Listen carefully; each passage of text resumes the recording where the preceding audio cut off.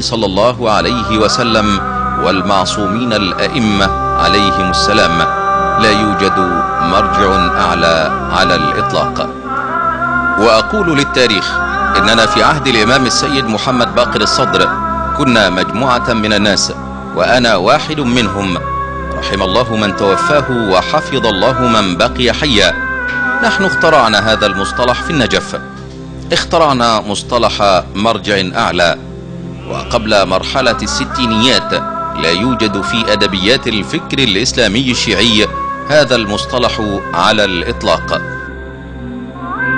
هذا المصطلح نحن أوجدناه، السيد محمد باقر الحكيم، السيد محمد مهدي الحكيم، السيد محمد بحر العلوم، إلى أن قال: كنا مجموعة تعمل في مواجهة نظام عبد الكريم قاسم المؤيد للشيوعية في نطاق جماعة العلماء وفي نطاق مجلة الأضواء، وأردنا أن نوجه خطابا سياسيا للخارج، فاخترعنا هذا المصطلح واستعملناه.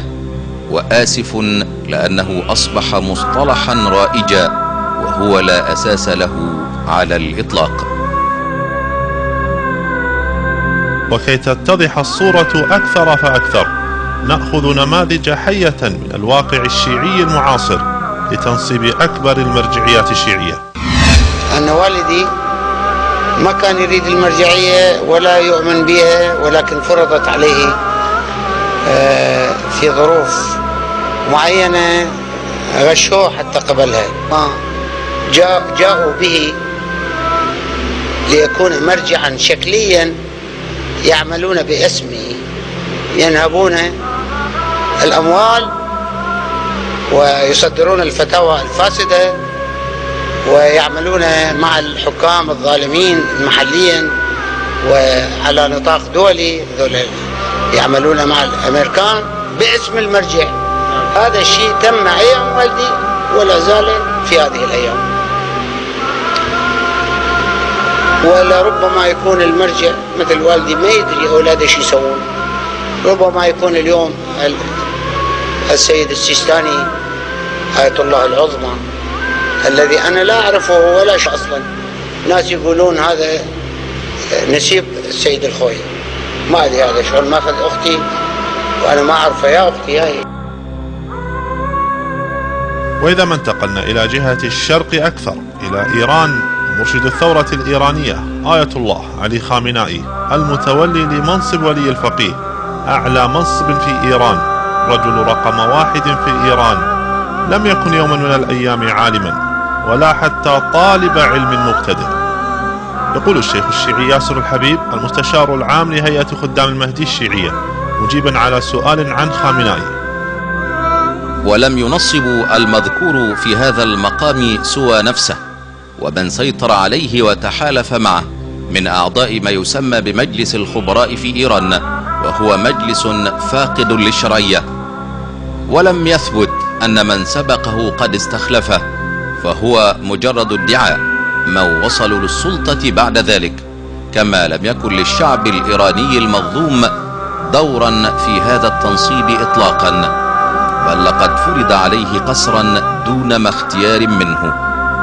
ومراجع الدين المعتبرين والمعترف بهم في عالم الحوزات العلمية يرفضونه ولا يعترفون بمنصبه، ومنهم من صرح علنا أو لمح وأشار فتعرض إلى ظلم جلاوزته بأنواع المظالم، ودرجته العلمية متدنية جدا.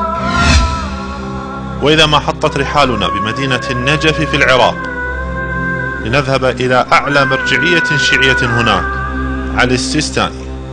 فمن نصب علي السيستاني ليكون المرجع الأعلى للطائفة الشيعية؟ قبل أن تسألني أقول تقي نصب السيد السيستاني لوحده، وهو كان يعمل مخبر عند صدام. ومحمد تقي الخوئي هو أحد إخوان عباس الخوئي، وقد كان عميلا للغرب سارقا للأموال باعتراف أخيه الخوئي نفسه. يعني هذا الكتاب هو يدل على أنه ذو عملاء، وربما يكون لهم الحق مجيد أو تقي يكونون عملاء وأمثالهم، يعني محرومين أمهم زوجة سرا، ماديا محرومين. الفرق شاسع بين عمر أمهم وبين عمر أبوي. يعني قلت لك أبوي بس فقه وأصول، ما يدري أنه هاي المرأة إذا تركت ما ننتبه شي يصير فيها، يجوز لا سمح الله. وأنا ما أحكي عليها شيء، بس أقول أنه صدر منها بعض القضايا التي كشفت وسفرها بال 1963 إلى إيران، طردها إلى الأبد هي وأولادها. طيب إذا هذول طردوا إجت ظروف ورجعوا وصار كل شيء بيدهم، يتعاملون مع صدام، يتعاملون مع الإنجليز، مع الأمريكان.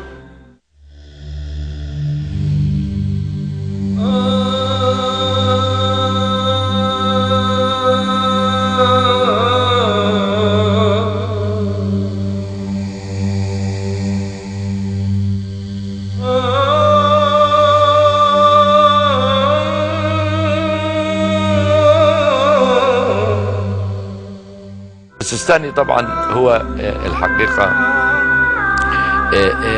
أيضا هناك كثير من علامات الاستفهام، لأنه هو أيضا ولد في هناك في مشهد سنة 1930، وبعدين درس في قم، ثم في أظن في 58 ولا في 52 عفوا، في 52 أتى إلى العراق، ثم عاد إلى إيران مرة أخرى.